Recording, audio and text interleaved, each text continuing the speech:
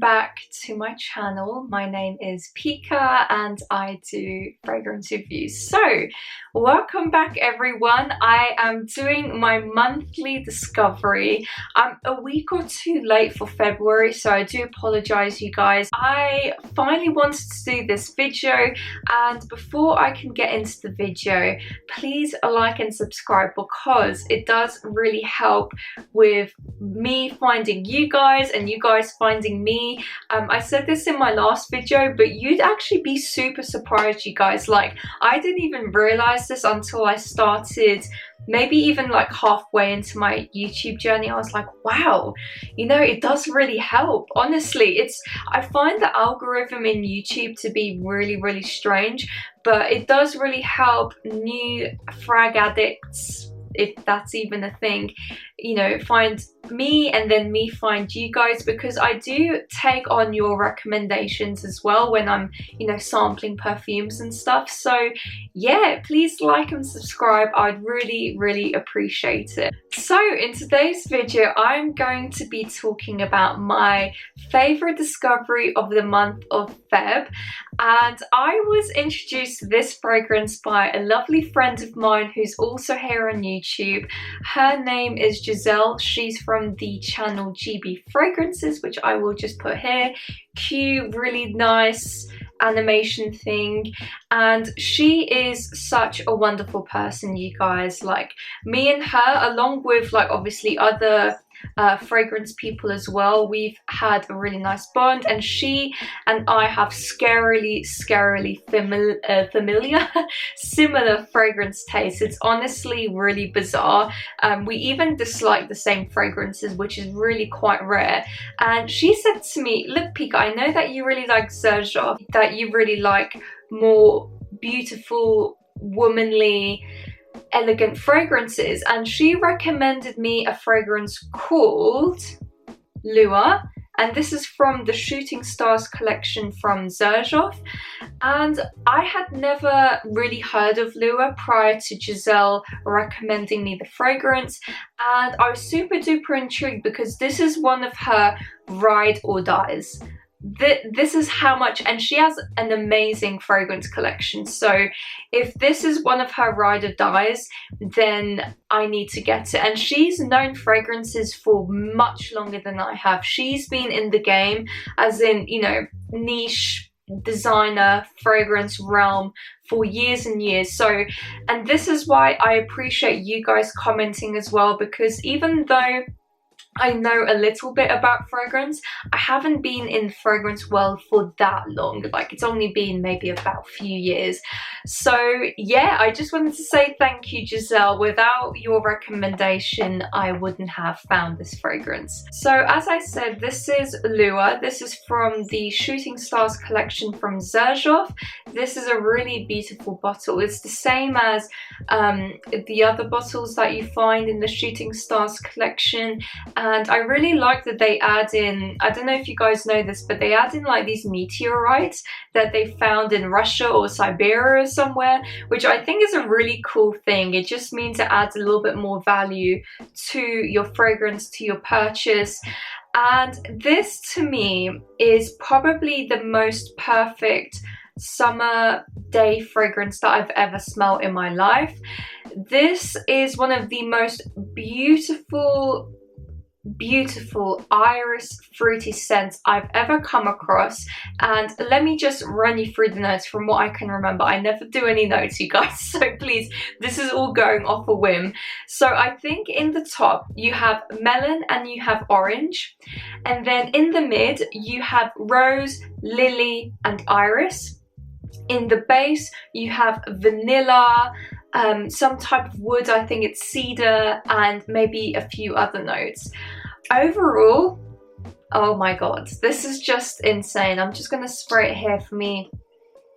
Oh wow, so this is a melon and mandarin orange bomb. So I don't really smell a normal orange. I definitely get more of like a mandarin, sweeter, even nearing clementine type of orange. And then quickly, I mean, you still do get the melon throughout the fragrance, but then quickly that orange dissipates and you're left with this really rooty, powdery, beautiful iris, almost going into like the orris territory. I think they're practically the same thing, you guys, but I don't know. And alongside that, what I get, which is really, really strange, is I do get kind of like this carnation thing going on, and I'm very, very familiar with the scent of carnation. That's one of the flowers or one of the florals that I know one of the best. When I smell it, I can smell it, and for some reason I seem to get this carnation thing going. Maybe that's in conjunction with the lily. I'm not entirely sure, but it just brings this real beautiful floral depth alongside the iris. This is what I really like about it, and this is why I find it really elegant. I think that florals can really elevate a fragrance more than you guys think. I think even in like gourmands, I think it's quite nice to have a floral in there, maybe a yellow floral or a white floral. I think that is the best combination, and this is definitely a fruity floral. I'm not entirely sure how it's categorized on Fragrantica or on Xerjoff, but to me this is a fruity floral inside and out. I do hardly get the vanilla. I nearly said sweetness. I do hardly get the vanilla.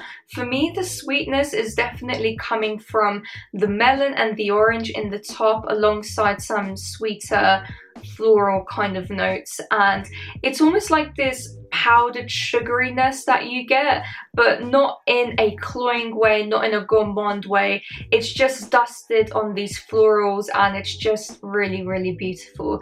So overall, the reason why I think that this would be insane on a summer day is particularly because of that fruity opening. I think as well, having tested this when it was really sunny and bright outside, it really elevated the fragrance. It really made it blossom on my skin. I would really recommend for you guys to test this and wear this during the summer, or at least when there's some warmth and some sunniness in the air. And in terms of longevity and projection, I would say it's definitely above average.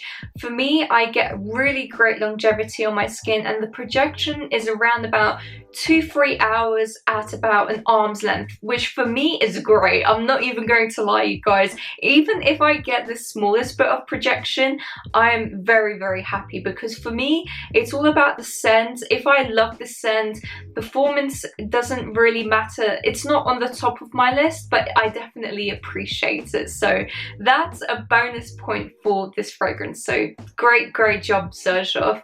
In terms of what occasion I'd wear this, I think having worn this around my boyfriend, he really, really enjoys this fragrance on me, to the point where he normally never really says he loves a fragrance, even though I have a really big collection. Normally he just likes the ones that he really knows of, or the ones that I've been wearing for years. And this one he really, really adores. I think this would drive men nuts, honestly. I think because it's so womanly and so elegant and so fresh and sweet and floral, I just love it. You can already see my reaction with this fragrance. I really, really enjoy this, and personally this might sound really weird and quite bizarre, but I would wear this, I don't know, to a festival or to like an open top roof bar whenever that happens. I think this would be incredible. So that is my take on Lua. In terms of how much I would rate this out of 10, I'd say 9.5, easy. I never like to give a 10 just because that has to be perfection for me.